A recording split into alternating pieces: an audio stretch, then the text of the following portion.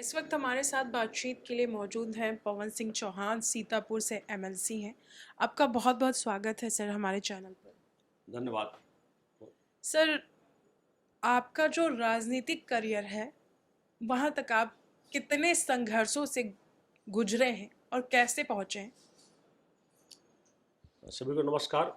मैं बताना चाहूँगा कि हकीकत में संघर्ष में ही राह निकलती है। और जब मैंने छोटी शुरुआत की थी, एक चाय की दुकान से, एक सब्जी बेचने की इसकी छोटी सी खुंचे से, तब से धीरे धीरे सफ़र बढ़ता गया। और मुझको लगता है जो मन से बड़े आदमी लगातार काम करता रहता है तो वो वहाँ तक मंजिल तक पहुँच ही जाता है। वो कहने की बात अलग होती है कि मैं बड़ी बड़ी प्लानिंग किया था, मैं ये बनूंगा, मैं वो बनूंगा। ऐसा कुछ होता होता नहीं। ये सब जो कामयाबियाँ मिलती हैं वो भगवान की कृपा से, आपके लगातार मेहनत करने से मिलती हैं। हम लगातार काम करते गए, स्टेप बाई लोग मिलते गए, लोगों ने एडवाइस देते गए। मैंने 16 बिजनेस किए, 62 में नंबर 1 पर रहा हूँ और अच्छा रहा हूँ, सक्सेसफुल रहा हूँ। तो ये लगा कि नहीं, जब आदमी काम करता है तो उसको सक्सेस तो मिलनी ही है। और कोई व्यक्ति काम करेगा, मैं सारे युवाओं से कहूँगा कि आप कोई भी काम करेंगे बड़े मन से करेंगे, बड़े भाव से करेंगे, 100% सक्सेस मिलेगी ही। चाहे आपका एजुकेशन सेक्टर हो, चाहे एकेडमिक में हो, चाहे आपका स्किल में हो, और चाहे अपना बिजनेस हो, ये निश्चित आपको कामयाबी निश्चित मिलेगी। पवन सिंह जी, जिस तरह से मैंने देखा है आपके कई सारे एजुकेशन इंस्टीट्यूट हैं और शिक्षा के क्षेत्र में आप सीतापुर से लेकर और यहाँ लखनऊ तक हर एक कदम उठाते हैं जो शिक्षा के लिए बेहतर हो। क्योंकि शिक्षा में मैं बताना चाहूँगा कि चाहे लखनऊ हो चाहे सीतापुर हो, पूरे प्रदेश की बात करता हूँ। पूरे प्रदेश में कोई भी बच्चा बेरोजगार होता है, उसको रोजगार दिलाने का मैं काम करता हूँ। दूसरा, जहाँ भी बैठता हूँ, जहाँ भी जाता हूँ, तो यही मैं गुजारिश करता हूँ कि हर व्यक्ति अपने आप को जॉब परक बनाए। चाहे वो बिजनेस करे, चाहे वो एकेडमिक करे, चाहे वो तैयारी करे। मतलब फालतू का हम इधर बैठे हैं उधर बैठे हैं, सोशल मीडिया पर लगे पड़े हैं, ऐसा नहीं करना चाहिए। युवाओं को कतई अपने आप को मोटिवेट करता रहना चाहिए। और किसी भी व्यक्ति की अगर अच्छी पुस्तक है उसके हाथ में, या उसका साथ है कोई अच्छी पुस्तक का, तो निश्चित है वो एक दिन अच्छा इंसान बनेगा। और जब हम अच्छे इंसान बनेंगे तो निश्चित कुछ ना कुछ रोजगार करेंगे ही, कुछ ना कुछ व्यवसाय करेंगे ही। नहीं कुछ करेंगे तो समाज के सबसे बड़ा काम होता है समाज सेवा करना। हम समाज सेवा में लग जाते हैं। राष्ट्र की सबसे बड़ी सेवा मैं यही मानता हूँ कि अपने आप को कहीं ना कहीं इंगेज कर लेना, और हर वक्त कुछ न कुछ अपने दोनों हाथों में जॉब होना चाहिए। तो एकेडमिक में सबसे ज़्यादा यही मैं मानता हूँ कि आपकी एकेडमिक और आपकी एजुकेशन तभी सार्थक है जब आप अपने आप को कहीं कहीं रोजगार परक बनाते हैं तब। पवन सिंह जी, जिस तरह से देखा जा रहा है कि लखनऊ में आपके कई सारे इंस्टीट्यूट ऐसे हैं जिनमें शिक्षा से लेकर के स्पोर्ट्स तक का इंतजाम किया गया है, उसके लिए आपने क्या कुछ किया है?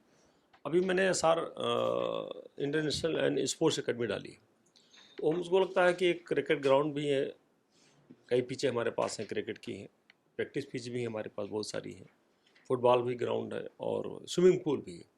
स्विमिंग पूल बहुत कम होते हैं, लेकिन मैंने इंडोर बहुत बेहतरीन स्विमिंग पूल बनाया है। और मैं कोशिश करता हूँ कि हर बच्चे को स्विमिंग इसलिए सिखानी ज़रूरी होती है कि वो अपनी भी जान बचा सके और दूसरों की भी सहायता कर सके। इसलिए हमारे यहाँ करीब 16,000 बच्चे हैं। मैं 16,000 बच्चों को स्विमिंग सिखाने का पूरा प्रयास कर रहा हूँ कि हर बच्चा स्किल, एक जो स्विमिंग की स्किल आ जाएगी तो अपनी अपनी लाइफ को सेव कर सकता है, दूसरों लाइफ बचा सकता है। स्पोर्ट्स में जब व्यक्ति खेलता है 1 घंटा, ज़्यादा नहीं 1 ही घंटा खेल लेता है, तो ज़िंदगी उसकी बड़ी सकारात्मक बहुत सी होती है। और अच्छा स्पोर्ट्समैन कभी सुसाइड नहीं करता है, क्योंकि उसके अंदर जितने हारने की प्रवृत्ति आ जाती है, उसको पता है कि संघर्ष है, कभी हारेंगे कभी जीतेंगे, लेकिन अंदर से बड़ा टूटेगा नहीं। तो मुझको लगता है हर व्यक्ति को स्पोर्ट्स जरूर खेलना चाहिए। इसलिए खेलना चाहिए कि अपने साथ साथ में एक जो हमारा न्यूरॉन्स होते हैं, हमारा जो एक शारीरिक जो संरचना बनी हुई है, वो बगैर स्पोर्ट्स तो हो ही नहीं सकती। तो स्पोर्ट्स तो हर व्यक्ति को कुछ ना कुछ जरूर खेलना चाहिए, करना चाहिए। कुछ नहीं कर पा रहा व्यक्ति तो मुझको लगता सूर्य नमस्कार अगर 10-12 कर लेता है तब भी पर्याप्त है उसका। आपको भी एक स्पोर्ट्समैन के तौर पर जाना जाता है और आपको बैडमिंटन खेलना काफ़ी ज़्यादा पसंद है। बैडमिंटन हमारा ऊपर वाली कृपा से जगह मिल गई थी, तो मैं अपने घर पर ही इंडोर स्टेडियम बना करके इसमें बैडमिंटन कोर्ट बनाया है, और हम सब लोग खेलते हैं उसमें। हम हैं, बेटा है, बहू है, दामाद है, बिटिया है, और बाकी हमारे इष्ट मित्र सब आते हैं, हम लोग सब लोग खेलते हैं। तो बैडमिंटन साथ साथ में सारी चीज़ें, बहुत सारी चीज़ें हमारे, ज़रूरी नहीं सबके पास बैडमिंटन कोर्ट हो, और नहीं है तो सूर्य नमस्कार कर लेता तब इतना पर्याप्त है।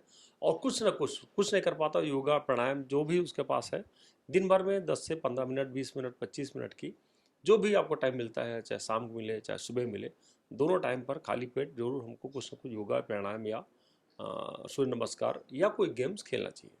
तमाम जिम्मेदारियों और तमाम भाग दौड़ के बीच जो आपकी फिटनेस है, वो उसका राज जो है वो बैडमिंटन खेलने का है। मुझको लगता है बैडमिंटन साथ साथ में मनोदशा बहुत अच्छी रखता हूँ, सकारात्मक सोच रखता हूँ, बड़े मन से सेवा करता हूँ। और मुझको लगता है व्यक्ति का अगर बड़े मन से बड़े भाव से सेवा करे और अपने खाने पर भी कंट्रोल रखे, हमको जो पसंद है या नहीं पसंद है, हमारी अगर जो 3 रोटी की भूख है तो 3 रोटी मैं खाता हूँ, चाहे बहुत अच्छा बना हो चाहे वो बेकार खाना बना हो। तो इस बात सोचता हूँ कि नहीं यार, हम अपने शरीर को मेंटेन करने के लिए उतना ही दो जितना इसको ओवर न हो और अंडर भी न हो। मान लीजिए सर, किसी दिन घर में खाना बहुत ही अच्छा बना हो और आपको मन कर जाए कि आप 3 रोटी नहीं, आज 4 रोटी खाना है, तो आप क्या करेंगे? मुझको लगता है कि मैंने बचपन से लेकर आज तक अपने खाने पर कंट्रोल रखा हूँ, और इसीलिए हम आज जितना हमारा आइडियल वेट होना चाहिए और 71 72 होना चाहिए, 71 72 है। और ये पिछले आज से नहीं, मुझको लगता है 2500 साल से मैंने मेंटेन कर रखा है। और इसके बाद थोड़ा बहुत ध्यान रखता हूँ कि खाने पीने का थोड़ा सा ध्यान रखने की वजह से हर व्यक्ति को थोड़ा बहुत ध्यान रखेगा तो फिट रहेगा। वैसे आपका जो पिछले साल से लेकर अभी तक 2022 से और अभी तक का जो एमएलसी पद पर जो कार्य है, और सीतापुर की जनता आपको एक आइडियल मानती है, क्या कुछ कहेंगे उसके बारे में? देखिए, मैं इस पर ज़रूर बोलना चाहूँगा कि जब मैं एमएलसी बना तो आजकल मैं जगह जगह पर रोज़गार मेले लगा रहा हूँ, जहाँ पर कक्षा 8 पास, कक्षा 10 पास, कक्षा 12 पास के बच्चे भी रोज़गार परख हो रहे हैं और उनको हम कहीं ना कहीं जॉब दिला पा रहा हूँ। इस बात को मैं ऊपर वाले को धन्यवाद देता हूँ। इतने सारे बच्चों को, हज़ारों बच्चों को जॉब दिला चुका हूँ।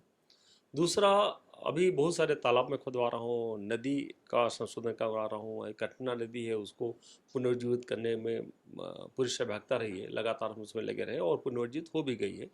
जहाँ पर 1.5 फुट से 2 फुट 2.5 फुट पानी आ रहा था, वहाँ पर 3.5 फुट 4 फुट पानी आने लगा। दूसरा, हम बहुत सारे तालाब खुदवा रहे हैं जन सहयोग से, 2 झीलें भी खुदवा रहा हूँ जन सहयोग से। बस ये होता, कोई ना कोई व्यक्ति अगर अग्रणी भूमिका निभाता है तो समाज भी बड़े मन से बड़े भाव से लग जाता है और समाज अच्छा काम करना चाहता है, बशर्ते हम उसके लिए प्रेरित करें, लोगों को बात करें और आगे बढ़ने की चेष्टा रखते हुए, लोगों को साथ लेते हुए और कोई भी काम किया जाएगा 100% सक्सेसफुल मिलेगी। मुझको लगता है कि हर व्यक्ति को कुछ न कुछ इस तरह से, आजकल बरसात है, वृक्षारोपण करना चाहिए और ज़बरदस्त वृक्षारोपण करना चाहिए। लास्ट ईयर भी मैं हरशंकरी की बहुत सारी वृक्षारोपण किया था। इस साल भी लाखों पेड़ों की वृक्षारोपण करने की पूरी योजना है और जो मैं तालाब खुदवा रहा हूँ उन्हीं के पेडस्टल पर कम से कम 1 लाख पौधे लगाने की पूरी परियोजना बनी हुई है।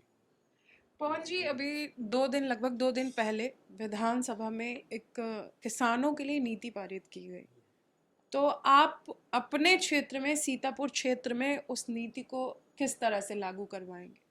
अब मुझको लगता है किसान आजकल बड़ा जागरूक है, चाहे मिलेट्स को लेकर के हो।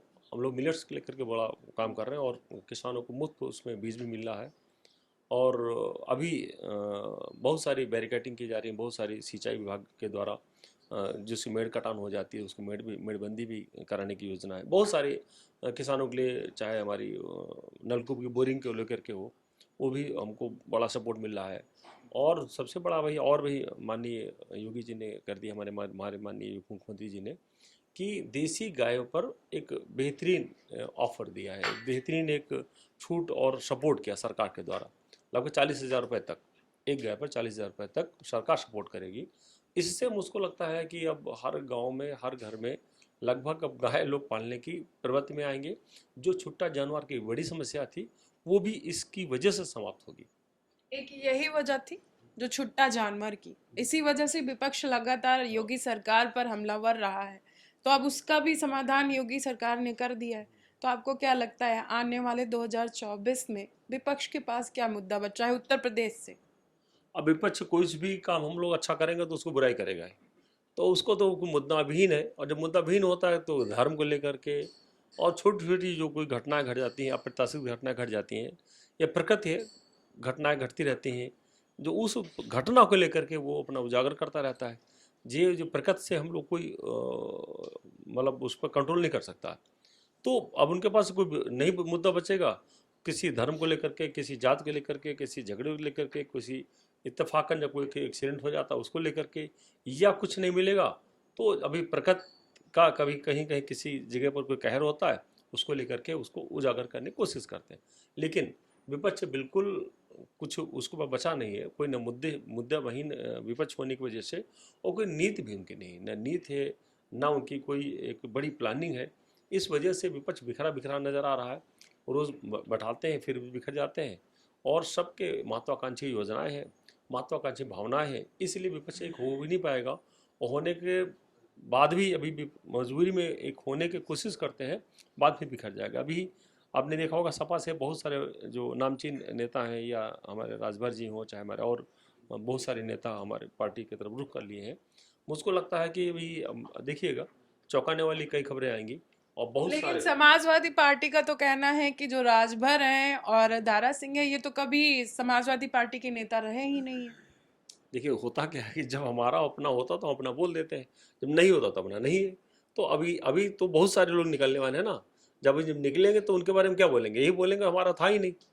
तो हर व्यक्ति देखिए, हर एक आदमी इंडिविजुअल पैदा होता है, इंडिविजुअल मरता है, तो ये तो निश्चित है, ये इसमें कौन कहेगा। हाँ है, लेकिन विचारधारा जब किसी को पसंद आती है तो वो व्यक्ति उस विचारधारा से जुड़ने की कोशिश करता है, ये एक व्यक्ति की प्रवृत्ति होती है।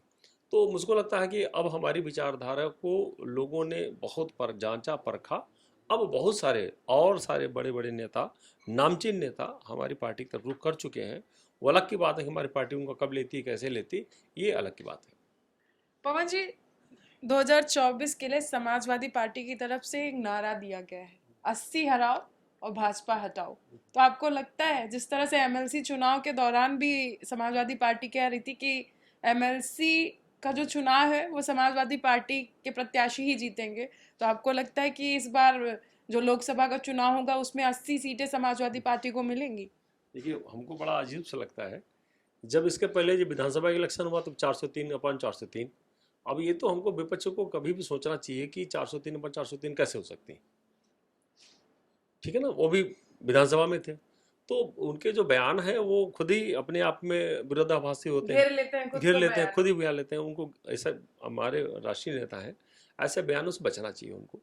दूसरा, हमारा जो 80 का बस 80 इसलिए बोला जाता है कि आपको याद होगा 2014 में हम लोगों ने कितनी ज़बरदस्त सीट हम लोगों ने निकाली थी। उस वक्त हमारे लोग आकलन कर रहे थे कि 40 सीटें आएंगी, 35 सीटें आएंगी, और हमारी पार्टी ने 2014 में हमको लगता 75 सीटें आसपास जीती थी। तो अब कल्पना करिए कि अब जो हम 5 सीटें बची थी, और वो 5 सीटें कहीं ना कहीं डायरेक्टली इनडायरेक्टली हम जीत चुके हैं, चाहे हमारी रामपुर की सीट हो, चाहे हमारी आजमगढ़ की सीट हो, इस तरह सीट हम लोग जीत भी चुके हैं। तो अब हमको लगता है कि अब हम लोग वाकई अब 80 के करीब पहुंच रहे हैं, और जब बची खुची कसर रहती है तो अखिलेश जी के बयानों से हमारे ऐसी सीटें जरूर निकलेंगी। पवन जी, इस बार जो पश्चिम की सीटें हैं जो मुस्लिम बाहुल्य मानी जाती हैं, उस पे बीजेपी के लिए कठिनाइयां दिख रही हैं। तो और क्योंकि बीजेपी जो है पसमानदा अ, यात्रा निकालने की कोशिश भी की थी, लेकिन कुछ कारणों की वजह से स्थगित करनी पड़ी। लेकिन अखिलेश का तो ये कहना है कि बीजेपी सिर्फ पसमानदा का जो कार्यक्रम है जो करती आ रही है वो सिर्फ दिखाने के लिए करती है, सिर्फ वोट को मजबूत करने के लिए। तो आपके हिसाब से समाजवादी पार्टी का ये कहना ठीक है? देखिए समाजवादी पार्टी, देखिए जो हमारे मुस्लिम भाई भी हैं, ये भी इनके दो विचार हैं, या बहुत सारे विचार हैं, बहुत सारे फिरके हैं। जाहिर बात, हर फिरके का अलग अलग नज़रिया होता है। उनके नज़रियों के अकॉर्डिंग वो अपने आप को डिफेंड करते हैं। भारतीय जनता पार्टी पसमानदा को नहीं प्रदर्शन करना चाह रही थी। पसमानदा के जो मुस्लिम थे वो अपने विचारों को लेकर के आंदोलन करना चाह रहे थे, सम्मेलन करना चाह रहे थे। तो उसमें हमारा उसमें कोई रोल नहीं था। हकीकत में जैसे वैसे वो कह रहे थे कि भारतीय जनता पार्टी को प्रायोजित है, ऐसा कुछ नहीं था। अब इसी तरह हर व्यक्ति, हर धर्म, हर जात में अपनी अपनी व्यवस्थाएं हैं, अपने अपने विचार हैं, और अपने विचारों को मजबूती से रखना चाहते हैं। तो हम लोग उसको कुछ नहीं कर सकते।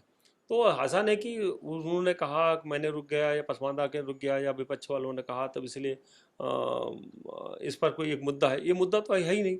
हर व्यक्ति, अभी देखिए अलग अलग जाति के, अलग अलग धर्म के सबके सम्मेलन हो रहे हैं, अलग अलग रैलियां हो रही हैं।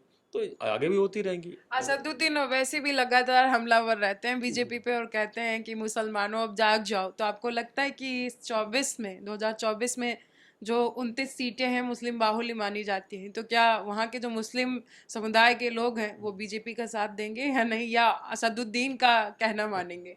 दो चीज़ें हैं। हमको लगता है कि असदुद्दीन का जो बयान होते हैं इतने कटु होते हैं कि वो हम हिंदू लोग जो सुनते हैं तो उनके अंदर खुद ही तिलमिलाहट आ जाती। हकीकत तो ये है। उसी वजह से उनकी बड़ी कृपा है कि उनके बयानों से हम लोग एकजुट हो जाते हैं और आराम से अच्छी सीट निकलवा देते हैं। जहाँ पर हमको डर रहता है या कहीं डाउट होता है तो उनके बयानों से हम अभी लोगों 2 को दिन पता लग पहले जाता तो है। उन्होंने बोला कि केंद्र सरकार जो है वो लूडो और चेस का खेल खेल रही है सर्विस बिल को ला करके। देखिए होता क्या है कि उनके जो बयान होते हैं वो कहीं ना कहीं प्रायोजित होते हैं, विपक्ष के द्वारा बनाए हुए होते हैं। हर विपक्षी दल एक बैठ कर बात करते हैं और किसी तरह पार्टी घेरना चाहते हैं, सरकार घेरना चाहते हैं। अब सरकार घेरने के लिए मुद्दा तो चाहिए, चाहे हमारे मनगढ़ंत हो और चाहे हमारे हकीकत में हो। तो जो मनगढ़ंत मुद्दे होते हैं वो उनको ऐसा ऐसा प्रचारित प्रसारित कर देंगे, हाँ लेकिन सच लगता है उनको, ऐसा वो विश्वास कराने की कोशिश करते हैं जनता को। लेकिन जनता मूर्ख नहीं, जनता बहुत अक्लमंद है, बहुत होशियार है। हमारी जनता जनार्दन, मुझको लगता है कि 2024 में जब इलेक्शन होगा एक एक अलग से उनके अंदर उमंग है, उत्साह है। वो जो हर घर नल की योजना पहुंच रही है, जो हमारा अभी राशन पहुंच रहा है, जो हमारा एजुकेशन सेक्टर में अब मैं देख रहा हूँ कि 1200 रुपये हर बच्चे को जो मिला हुआ है हमारे हमारे उत्तर प्रदेश में। इसी तरह जितनी भी योजना है, चाहे सड़क को लेकर के देख लीजिए आप, कितनी बड़ी इतनी ट्रांसपोर्ट व्यवस्था हो गई है, चाहे आप ट्रेन को लेकर देख लीजिएगा, चाहे बिजली लेकर देख लीजिए, हर सेक्टर में एक बड़ा काम हुआ है। तो इतने सेक्टरों में बड़ा काम होने की वजह से, और खासकर आयुष्मान कार्ड ने बिल्कुल तहलका मचा रखा है। हर गरीब आदमी, अभी आपने देखा होगा कि अब 9 लाख रुपए का अभी खुद साइन कर रहा हूँ उस बच्ची के लिए। तो होता क्या है कि इस तरह के जो जनहित में हमारी योजना है उसकी वजह से जनता बड़े उत्साह है। और ये जनता के जो कुछ छोट भैया नेता होते हैं वो हल्ला मचाते रहते हैं, बाकी जनता बड़ी खुश है।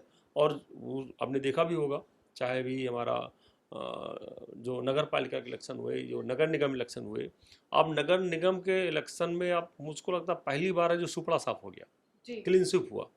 अब क्लीन स्वीप 17 की 17 सीटों हमारी सरकार ने जीता। लेकिन उसमें भी कहा जा रहा था कि इस बार निकाय चुनाव में बीजेपी को हार का सामना करना पड़ेगा, लेकिन हुआ तो ऐसा कुछ नहीं। देखिए दो चीज़ें हुई, इसमें कोई खरी फूक चलती नहीं, जनता जनार्दन क्या मन बन गया। तो इतना 17 नगर निगम इलेक्शन जीतना ये बहुत, हमको इससे बड़ा रिकॉर्ड तो होता नहीं। अब इससे बड़ा क्या रिकॉर्ड बनेगा? एक रिकॉर्ड बन जाने के बाद में इससे बड़ा रिकॉर्ड नहीं बन सकता है। पवन जी, हर बार ये क्या है, बैलेट पेपर में चुनाव नहीं होता था पहले। क्या कहते हैं, ईवीएम से जब विधानसभा का चुनाव हुआ तो बोला गया कि ईवीएम हैक करके बीजेपी जीती है। लेकिन जो ये निकाय चुनाव हुआ, आपको लगता है ये ईवीएम से कराया गया था? ये दो चीज़ें बता दूं, जब भी जनता मतलब विपक्षी हारते हैं तो वो कुछ ना कुछ कहीं ना कहीं दोषारोपण करेंगे। आज भगवान न करे कभी किसी को घटना घटती है तो हम लोग क्या किसी को दोष नहीं देते हैं। इसको कैंसर हो गया तभी एक्सपायर हो गया, इसका एक्सीडेंट हो गया तभी एक्सपायर हो गया। जाहिर से हमको लगता है हमारे हिंदू धर्म में, संस्कृति में कहा गया है कि जब उसकी सांसें पूरी हो जाती हैं तब उसको जाना होता है। लेकिन कोई बहाना चाहिए, डाइट थोड़ी है चलते चलते निकल जाएंगे। समाजवादी पार्टी की सांसें पूरी हो चुकी हैं। हम ये तो हम नहीं कहेंगे, लेकिन उनकी जो भावनाएं हैं, जिनके जो विचार हैं, वो अपने आप में रसातल चलते चलते चले जा रहे हैं। और हमारी पार्टी एक बड़े मन से बड़े भाव से काम कर रही है। आपने देखा होगा कि चाहे जो भी इलेक्शन लड़ती है पूरे मनोयोग से लड़ती है, और लगातार हर क्षेत्र का हमारा बूथ अध्यक्ष से लेकर के और हमारा राष्ट्रीय अध्यक्ष हर व्यक्ति बिजी रहता है। जब कोई इतनी मेहनत करेगा अपनी पार्टी के लिए, जनता के लिए, समाज के लिए, तो निश्चित जीत तो उसके हाथ में मिलेगी। तो है नहीं कि जीत नहीं मिलेगी। तो हमारी पार्टी का हर कार्यकर्ता बड़ा सिपाही की तरह लड़ता है, जूझता है और आगे निकलने की पूरी कोशिश करता है। आपने देखा, हमारे साथ बातचीत के लिए थे पवन सिंह चौहान जी, एमएलसी हैं सीतापुर से, और इन्होंने किस तरह से अपनी जिंदगी के जो उन्होंने शुरुआत करी थी वहां से लेकर के और राजनीति तक सब कुछ बताया। इसके साथ ही 2024 की तैयारियों के बारे में भी बताया। कैमरामैन सूरज के साथ मैं सोनम सिंह, टीवी 24 लखनऊ।